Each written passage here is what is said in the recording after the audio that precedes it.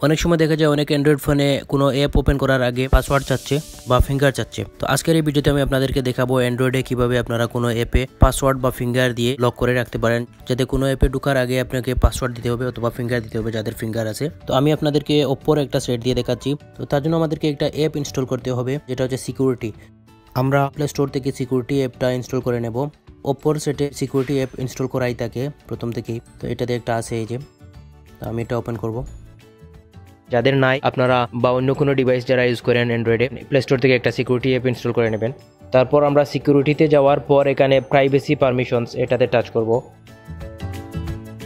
Privacy permissions থেকে আমরা এখানে অ্যাপ এনক্রিপশন যেটা এটাতে টাচ করব।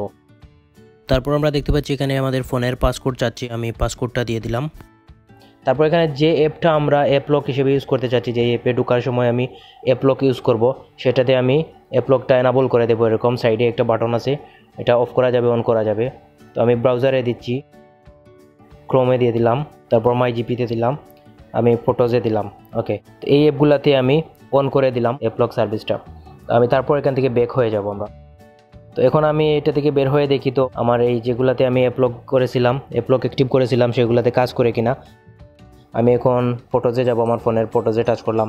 এই যেখানে অ্যাপলক অ্যাক্টিভ হয়ে গেছে, এখানে পাসওয়ার্ড চাচ্ছে বা পাসকোড চাচ্ছে, অথবা আমি ফিঙ্গারপ্রিন্ট দিয়ে দেবো। আমি ফিঙ্গারপ্রিন্ট দিয়ে দিচ্ছি এখানে।